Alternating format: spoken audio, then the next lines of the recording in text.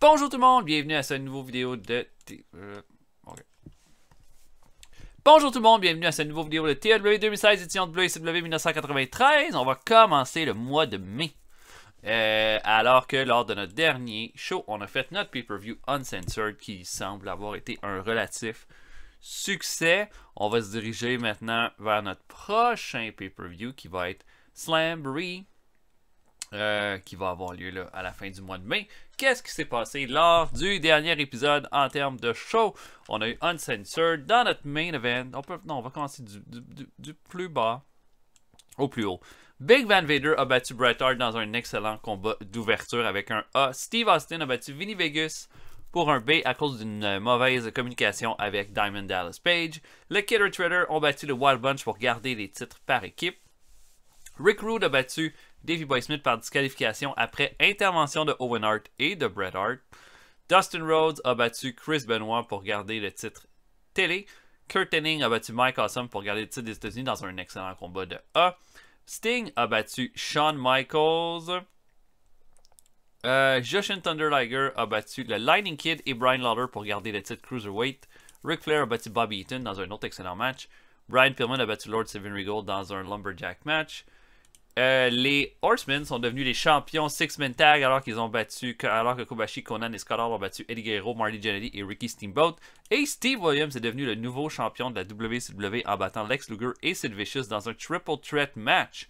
Voilà, maintenant nos champions donc des États-Unis avec un prestige de A, Kurt Hennig. À noter que Kurt Hennig a fait le premier combat depuis qu'on a les titres intercontinentaux des États-Unis. C'est le premier qui réussit à faire un combat de A en défendant le titre des États-Unis. Donc, quand même un bon moment. On a eu beaucoup de B+, mais c'est la première fois qu'on a un A. Un prestige de A, 4 défenses de titre. Champion Cruiserweight, Jushin Thunder Liger, prestige de C+, 7 défenses de titre. Il commence à en accumuler quand même pas mal. Le record est de 9. Est-ce que Liger va battre ce record-là? Je dirais qu'il est quand même le plus stable de tous nos champions en termes de qualité de combat, donc il y aurait quand même des bonnes chances. Un seul B- depuis qu'il est champion, puis ça a été un match contre Brian Lawler. Donc c'est pas mal bon. Champion du monde, Steve Williams, prestige de A, 0 défense de titre. Je sais pas si vous êtes d'accord avec ce changement-là, mais pour moi ça m'apparaissait quand même un peu plus surprenant. Luger m'a pas particulièrement impressionné dans le ring depuis qu'il est champion du monde. Il y a eu comme un match de A quand il a pris le titre à Pillman, un combat de B+, contre Steve Williams, puis le Triple Threat match, mais les matchs contre Sid Vicious, le 4-way avec Steve Williams, Piper et Shawn Michaels ont été des déceptions en main event de pay-per-view. Donc, Luger a encore des choses à apprendre dans le ring, il peut encore s'améliorer, donc on va peut-être attendre un petit peu avant de le remettre comme ça. Ça c'est mais on va quand même y garder des gros storylines. Donc, Williams devient champion du monde. Champion par équipe, les Killer Trader, Sasuke et Stan Hansen, prestige de B+, et 5 défenses de titre. Ils sont dans le B pas mal de façon très constante. Ils ont eu une fois un B+, contre Kevin Sullivan et le Hellman. Les champions télé, Dustin Rhodes, prestige B+, puis 3 défenses de titre. Rhodes fait quand même, est très régulier dans ses défenses de titre. Donc, en ce moment, je dirais qu'il fait un bon travail. Voilà, là, il sert, c'est à ça qu'il sert. Donc, voilà, je vous ai donné des noms de possibles signatures lors du dernier épisode, mais au moment où j'enregistre cet épisode-là, l'épisode du pay-per-view n'a même pas été mis en ligne, donc je ne sais pas c'est quoi vos réponses. Et, nouvelle comme ça que je vais vous donner. Tu sais, des fois, j'avais dit que peut-être qu'il faudrait faire en sorte qu'un lutteur quitte le roster à cause qu'il n'est pas content. Comme ça, on va sauver des sous. Il y a 2 lutteurs que je mets dans cette catégorie-là qui sont Dusty Rhodes, mais que j'aime quand même bien parce que c'est un color commentator, mais il coûte 30 000 $ par mois, ce qui est énorme. Ou Mike Rotundo, qui lui coûte 11 000 $ par mois, mais qu'on n'a vraiment plus rien pour lui depuis quand même un bon bout de temps. Donc, je vais commencer par Rotundo. Donc, Rotundo, dans le mois, va perdre tous ses combats. Puis il risque de le perdre contre des lutteurs plus bas que lui. Il sera pas content. Son moral va baisser. Puis à un moment donné, il va demander d'être libéré. Fait que c'est ça. Ça va être ça sa prochaine tâche, mission, slash dans le roster. Fait que je vais le faire perdre tous ses combats. À un moment donné, il sera plus content. Peut-être contre des lutteurs plus haut que lui. Peut-être contre des lutteurs plus bas que lui. Mais à un moment donné, il voudra juste s'en aller. Puis ça va être ça. Voilà. Maintenant, pour notre prochain show, Le main event, le Patriot va affronter Kevin Sullivan. On y va pas avec quelque chose de vraiment sexy comme main event, mais vous allez voir, ça devrait être un bon... ça va commencer quelque chose, hein, parce qu'il y a certains lutteurs qu'on aimerait ça utiliser un peu plus.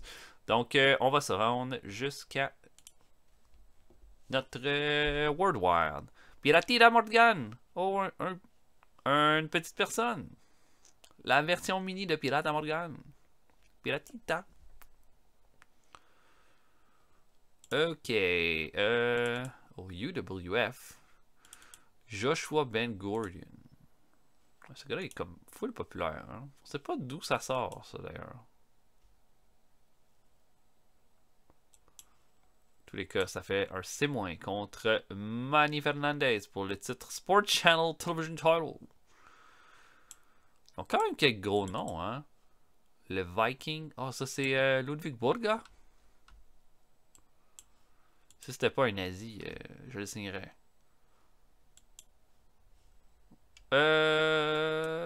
Ok.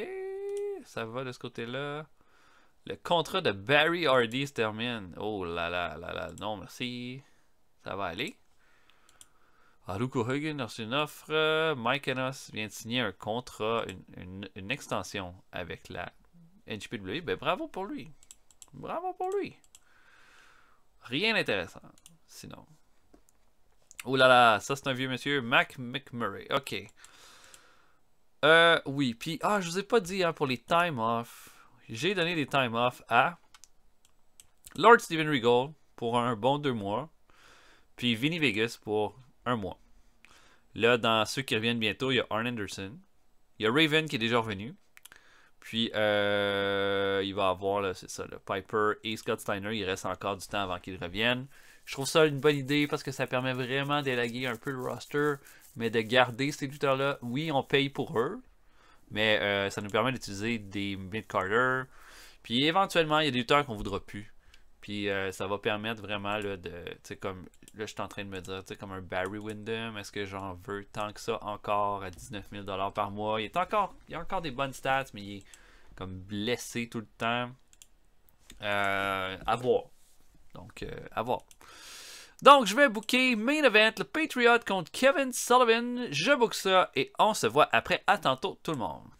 Ok, on commence ça. Pre-show. Rick Steamboat de notre développement affronte Bob Holly. Combat correct de D. Performance de D pour Steamboat. D- pour Bob Holly. Je pense que Steamboat va être pas loin d'être rappelé. Là, avec quand les lutteurs commencent à faire des performances de D. Ils vont se faire rappeler bientôt.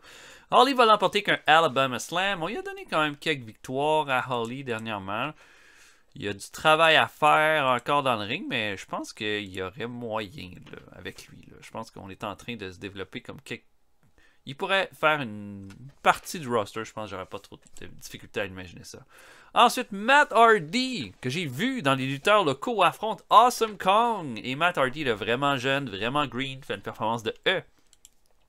Et Awesome Kong va faire une performance de D, va le battre avec un Awesome Kong Splash. Je commence à avoir hâte que son partenaire, Killer... Awesome Kong et Killer Kong, ou je sais plus trop, soit prêts puis viennent dans notre roster. Je pense que ça pourrait être une équipe vraiment le fun et divertissante à avoir. Mais un D. Ensuite, Steve Armstrong affronte Horace Boulder. Boulder qui est un lutteur de No Enhancement Talent depuis une éternité. Armstrong va faire un missile dropkick à 7,59 pour la victoire. Une belle performance de C de sa part. Horace Boulder améliore son performance skill. C'est très bien. Et dernier combat de pre-show. Fit Finlay affronte Kensuke Sasaki. Bon match de C+ entre les deux lutteurs. Finlay va l'emporter avec un Tombstone Power Driver à 6 minutes 24. Donc dans un squash match. Très bon match. Finlay m'impressionne. Là. Ça fait partie des lutteurs que je commence à de plus en plus mieux considérer. On ouvre le show avec un combat par équipe. Jeff Jarrett et Killer Kyle affrontent l'équipe de Brian Lawler et Terry Taylor. Rien, aucun storyline, juste un combat pour mettre du talent en avant-plan.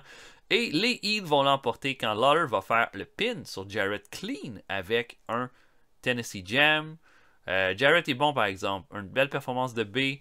C'en est un. Là, j'ai pas rien pour lui pour ce mois-ci, mais clairement, avec des performances comme ça, c'en est un qu'il va falloir que je considère.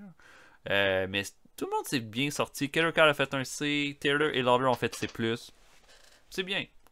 C'est bien. Et voilà. Terry Taylor pourrait aussi faire partie du lutteur que je libérais, même si comme dans le ring il est correct, j'ai rien pour lui. Puis on a tellement de lutteurs qui poussent dans notre développement.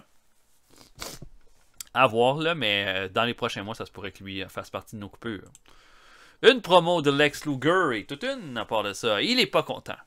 Et il parle avec l'intervieweur pour dire là, une semaine, j'étais champion du monde. Tout allait bien à la WCW. Puis moi, j'avais le moment de ma vie. Mais il y a quelqu'un, Sid Vicious, qui a décidé de tout foutre en l'air le mois passé. Décidé qu'il voulait que je sois dans un triple threat match. Qui a essayé de tout faire pour que moi et de me mettre dans une situation où j'étais contre lui et Steve Williams. Tout était fait pour que je perde mon titre. Ben là, j'en ai assez. Il y a quelque chose là qui va se passer. Puis j'oublierai pas. J'oublierai pas ce que t'as fait, Luger. Et là, Bobby Heenan va arriver pour va dire Sid Vicious, t'es allé trop loin, puis là t'es allé dans une cour où est-ce que t'aurais pas dû te mêler. Toi, ton but c'était pas de devenir champion du monde, ton but c'était d'enlever le titre à Lex Luger. Mais peut-être que le but de Lex Luger va être enlevé complètement de la WCW maintenant. Bang! A plus pour cette promo-là de Lex Luger. Donc, vraiment bon. Très bien pour notre show. Un match entre Phil LaFon et Lance Storm. Et regardez ça. Un beau B. Je me suis dit que ces deux-là feraient juste un bon combat ensemble. Et j'avais raison. LaFon et Storm font un bon combat bien technique. Et aucun négatif lié à ce combat-là. Mais Lance Storm va l'emporter clean. Et il va aller chercher une de ses grosses victoires solo en faisant un Canadian Maple Leaf à LaFon pour la victoire à 10 minutes 39. Donc un bon combat. Lance Storm commence à être dans nos lutteurs qu'on a bien développés, qu'on a pris notre temps. Et là, avec les Blue Bloods, ça colle bien. Donc, voilà. Ensuite, on a l'arrivée de Paulie Dangerously. Paulie Dangerously n'est pas content. Ben, pas content. Il est content. Non, excusez. Je dis toujours que les lutteurs sont pas contents quand ils commencent les segments. Mais Paulie Dangerously est là et dit que le mois passé, Dan Spivey a quitté. Mike Awesome a quitté les Skyscrapers. Donc, son équipe n'était plus. Mais maintenant, il a décidé de se tourner vers d'autres projets. Puis, il en amène un. Le King of Funk, Too Cold Scorpio. Et il dit ouvertement que le King of Funk va être le prochain challenger pour le titre télé à... comment il s'appelle déjà notre paper? C'est pas Spring Stampede. En tout cas, pour le prochain pay-per-view, Too Cold Scorpio, King of Funk, va être le prochain number one contender. Et là, Scorpio n'a pas vraiment gagné de combat, là, fait que la foule est comme un peu surpris, mais Scorpio arrive puis il danse. Funky, à la Flash Funk, tu sais. Et voilà, c'est tout pour ça. On va essayer de développer le personnage de Too Cold Scorpio pour en faire un contender crédible pour le mois prochain. Et main event, le Patriot affronte Kevin Sullivan. Bon combat de B pour terminer le show. Une performance de C+, pour le Patriot. B- pour Sullivan. On est allé avec un long combat aussi de 17 minutes 50. Mais tout le monde s'est bien débrouillé. Oh, le Patriot est overwhelmed par son manager. Ouais, je pense qu'il est plus populaire que lui. C'est ça le problème. Mais bon, c'est pas si pire que ça. Dans le combat, le Patriot va passer près de l'emporter. Sauf que le Hellman va arriver. Il va amener une espèce de je sais pas quoi, comme un brass knock, qui va glisser dans le ring alors que l'arbitre ne voit pas. Sullivan va le prendre, boum, bon petit punch à la tête du Patriot, va y faire un Devil Stomp et va l'emporter. Une des rares victoires de Kevin Sullivan depuis un bout de temps. Donc Sullivan et le Hellman vont avoir un programme contre Honor the Flag pour le prochain pay-per-view. Je suis vraiment content d'avoir été capable de glisser une petite rivalité comme ça. Donc on va terminer le show avec ça. Un B+ pour le show. C'est pas mal bon. C'est pas mal bon.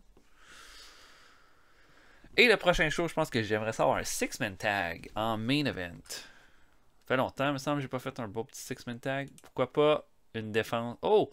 Atsushi Onita revient! Oh! Oh, ben ça c'est cool. Un enhancement talent de plus, mais ça c'était un de nos gros projets. Onita, comment va ça? Ouais. Il est complètement détruit par contre là. Il reste plus beaucoup de temps avec nous, mais c'est pas grave.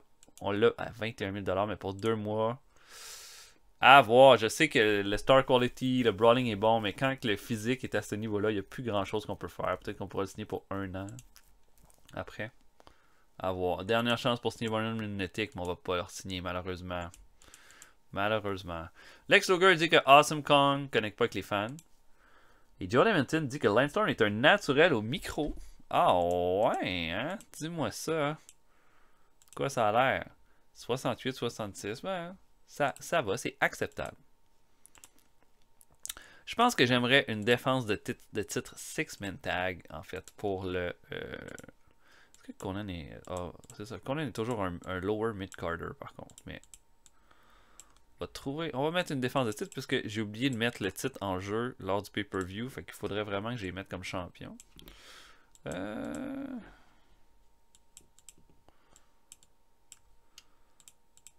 Bon, Eddie pourrait revenir. Je ferai pas exactement les mêmes lutteurs, par contre. Je ferai pas un rematch du pay-per-view. C'est ton Brad Armstrong. Je suis très très bien là-dedans.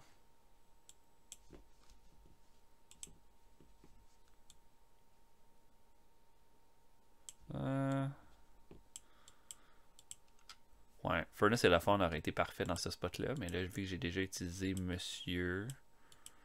j'utiliserai pas Jericho, il est pas encore assez haut dans la carte. Biff Wellington est trop bas dans la carte. Mais peut-être que Ultimo Dragon à lower mid-carder, non.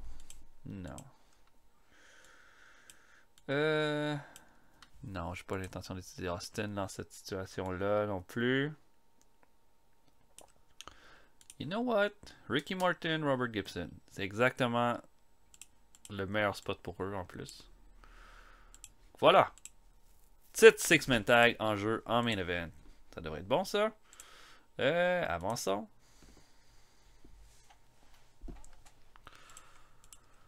Oh, Onita et Ricky Steamboat. Onita était amené au Wrestler's Court, pas payé sa partie de son table au bar. Steamboat l'a mis coupable et d'acheter des drinks à tout le monde après le show. Ben, hein? Et Dusty Rhodes a donné des trucs au micro à son protégé Mike Awesome. Ça, c'est une des raisons pourquoi je suis pas tant pressé de me débarrasser de Dusty Rhodes quand je vois ça, mais... Ok, on va faire un middle stratégique.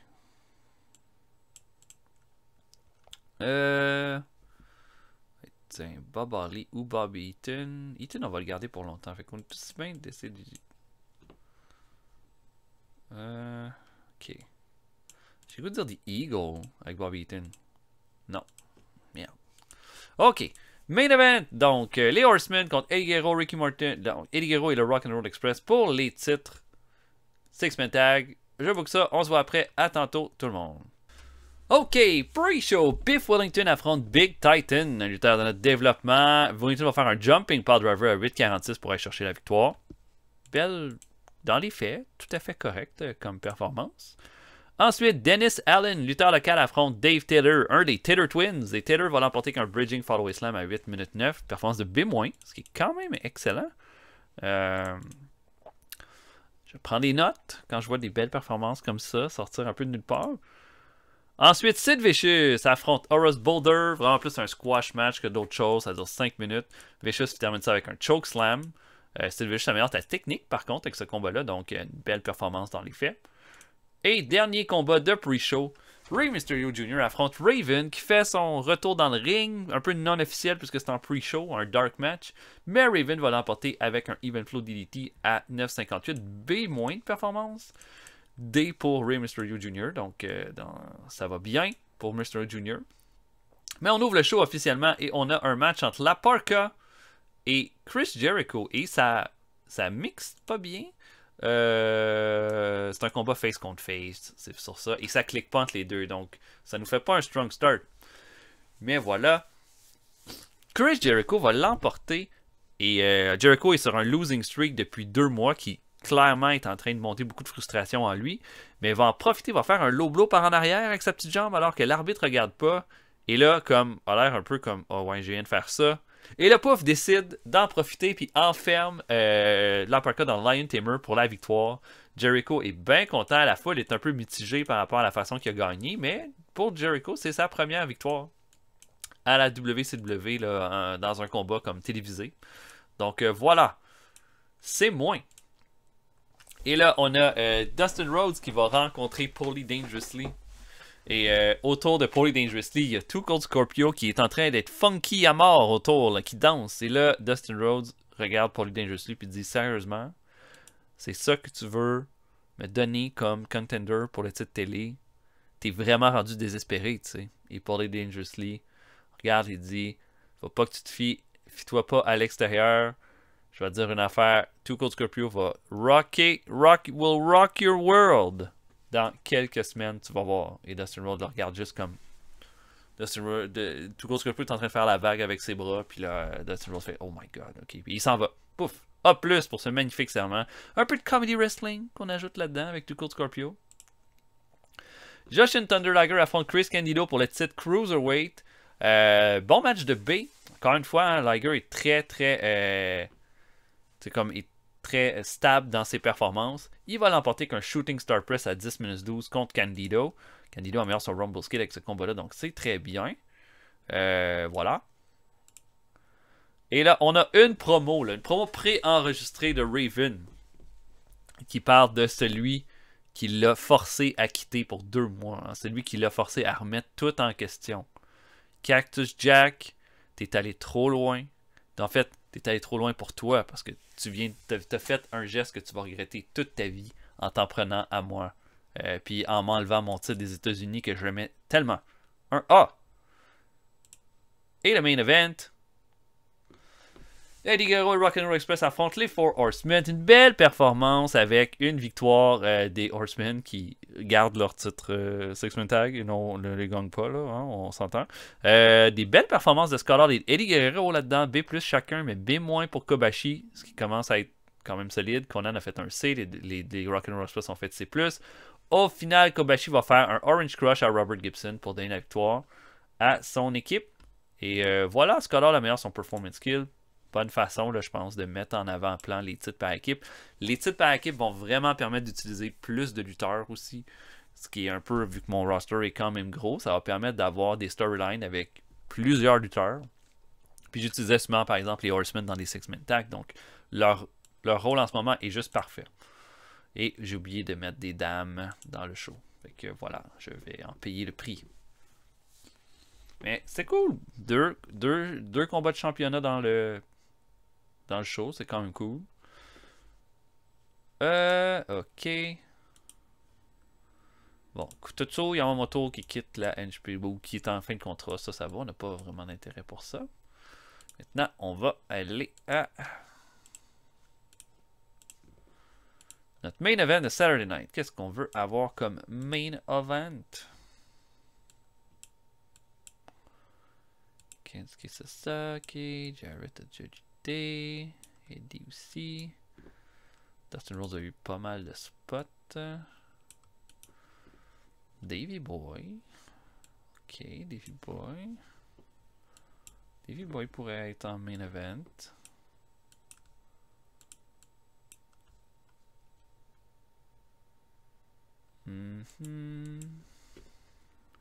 Ok, non, ce sera pas ça.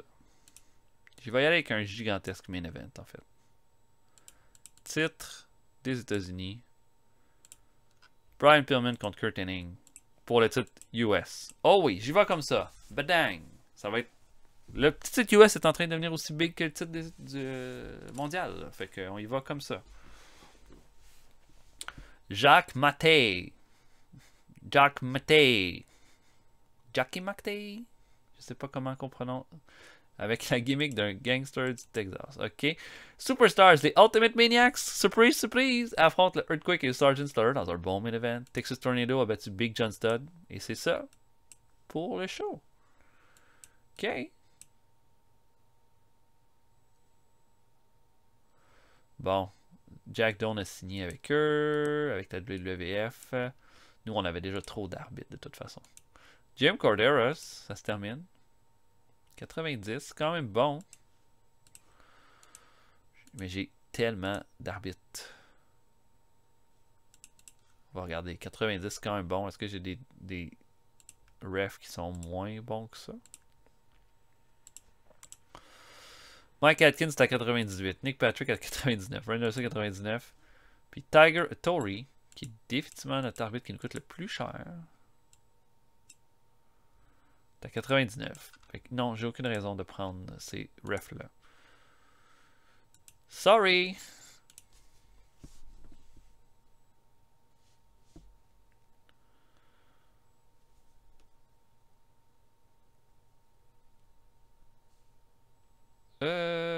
Ok. Hop. Jericho veut une augmentation de 2000 $. Ça me va, parce qu'on a des gros plans pour Jericho, fait que j'ai pas de problème à ce qu'on lui donne ça.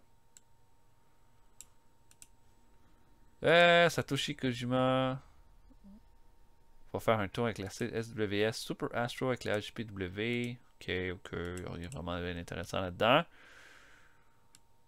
Bessia Salvaje est en train d'évoluer. Ben, bravo. Pero Aguayo, qui a 47 ans, vient de recevoir une autre offre de contrat. Intéressant. Non, merci. Ok, Robert Gibson. Oh! C'est pas présenté à un meeting avec un road agent. On va lui donner un bon avertissement. C'est la première fois qu'on a quelque chose avec lui. Scott Hall, Itemno Wrestler's Court, a pas oublié de prendre un de ses... il est arrivé en retard pour prendre un de ses partenaires de voyage. Steamboat l'a mis coupable et il doit payer le repas de son partenaire pour les 3 prochains shows. Donc Scott Hall améliore son attitude. Ben merci. Steamboat, là, c'est une perle. Une perle à tous les niveaux, dans toutes les games qu'on fait. Ok, Samu. On va essayer quelque chose avec Samu.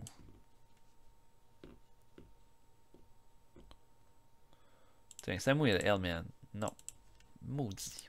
Ok, donc, Brian Pillman, Kurt Hennig, main event. Gros main event. Et ensuite de ça, on se revoit. Oh, ils ont changé sa photo. Je pense pas que c'est une bonne photo. Permettez. Il a l'air heal. Il a l'air trop heal là-dessus. Puis moi, il est encore un clean cut babyface.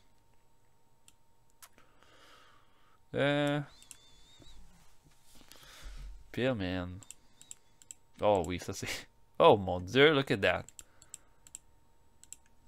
Oh, il a l'air juste heal. Oh my god. Il a l'air vraiment heal.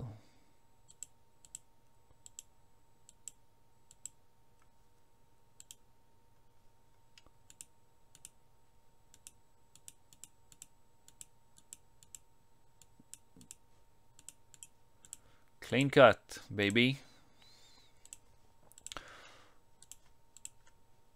Ok, donc je book ça en main event pour le titre des États-Unis et on se voit après. À tantôt, tout le monde.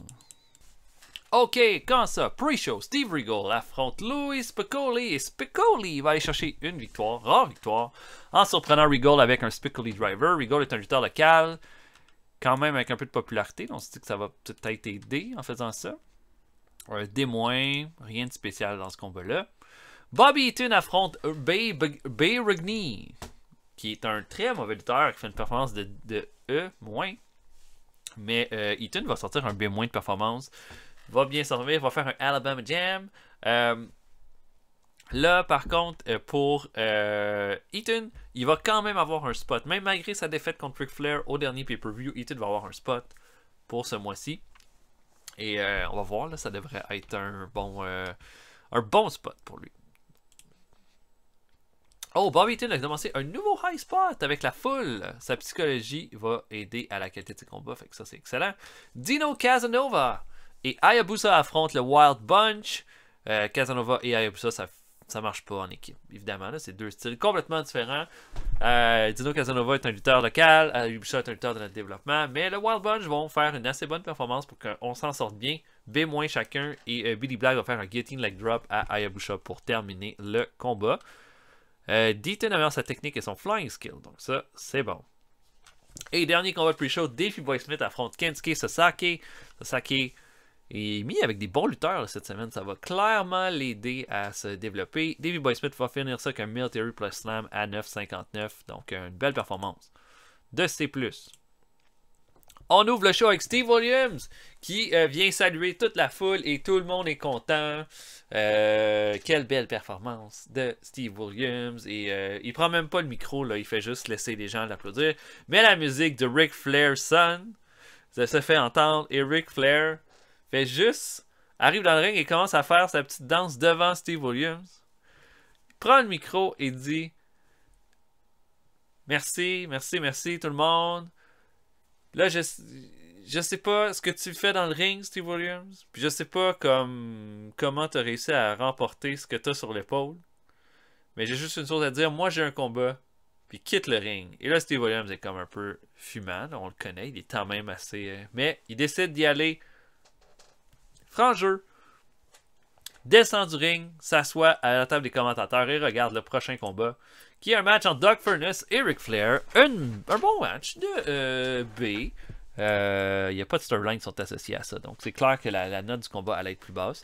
Mais Ric Flair fait juste comme faire des petites tentes à Steve Williams tout le long du combat. Et finalement, va l'emporter qu'un figure 4 à 15 minutes 25. Furnas améliore son performance skill et Ric Flair son rumble skill avec ce combat-là. Performance de A+ pour Flair, comme clairement... C'était mon go-to guy pour aller contre Williams comme première défense de titre, à mon avis. Puis je sais pas ce que je vais faire avec ce storyline-là. Mon but, c'était d'enlever le titre à Lex Luger. Est-ce que mon but, ça va être de redonner le titre à Ric Flair? Je sais pas. On verra.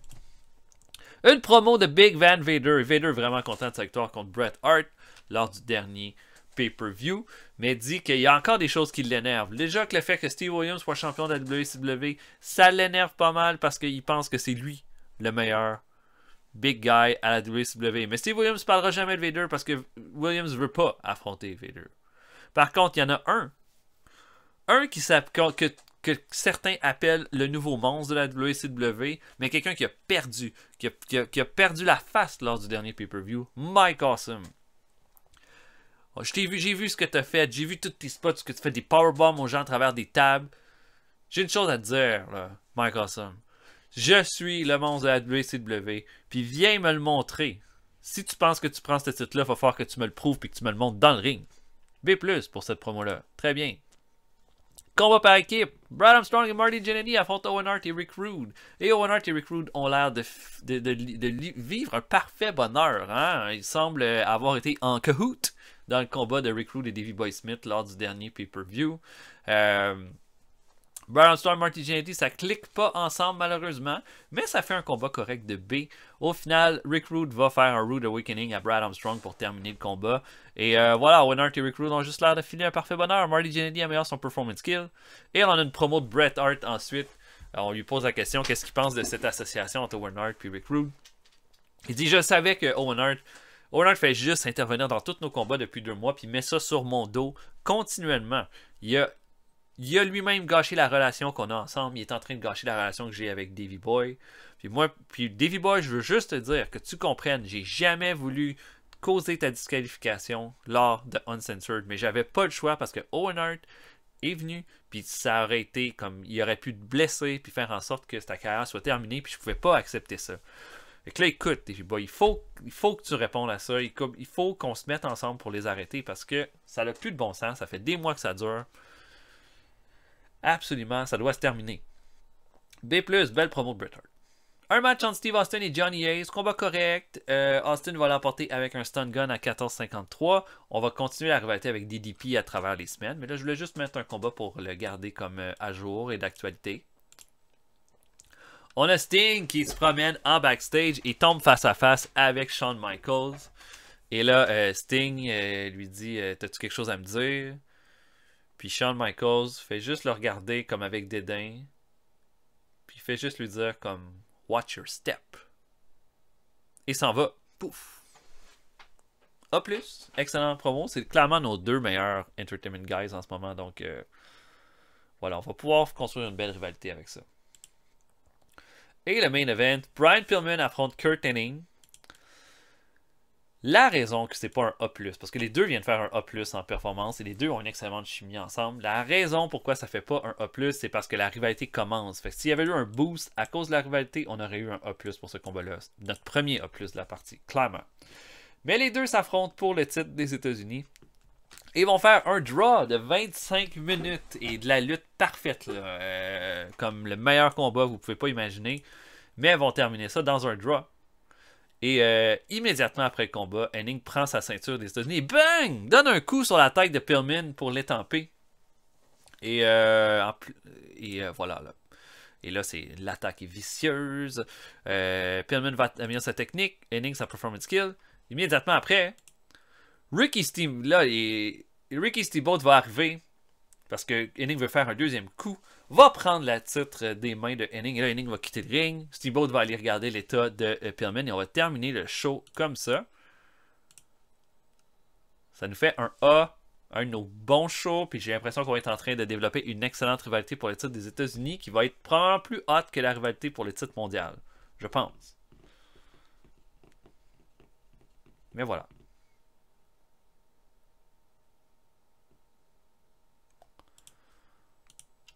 Arn Anderson fait son retour. 5.27 de ratings. Ric Flair dit que Johnny Ace connaît pas que les fans. Ok. 5.27, c'est bon ça. On a fait 5.12. 4.28. Oh, les moly, c'est notre plus haut ratings. En même temps, avec un main event comme ça, je peux comprendre. Mais c'est dommage qu'on n'ait pas fait un A+, par contre. Mais je sens que ça s'en vient. Tu sais.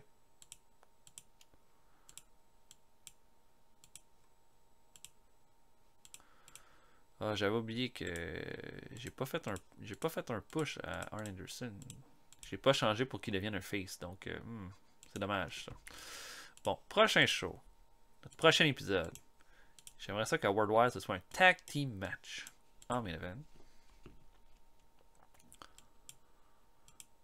Oh, le Killer Thriller pourrait défendre leur titre par équipe. Quelle bonne idée.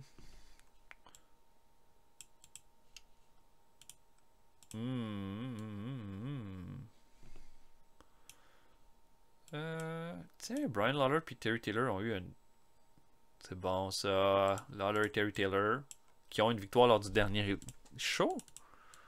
Lors du dernier Worldwide, vont affronter Great Sasuke et Stan Hansen pour les titres par équipe. Et c'est très logique. Voilà, ce sera ça. Donc, voilà pour notre épisode. Vraiment content. Les nouveaux storylines devraient être vraiment cool pour le prochain mois qui va nous mener à Slamboree. Donc, j'espère que vous avez apprécié tout le monde. Je vous invite à laisser des commentaires puis on va se revoir pour un prochain épisode bientôt. Salut tout le monde, à la prochaine.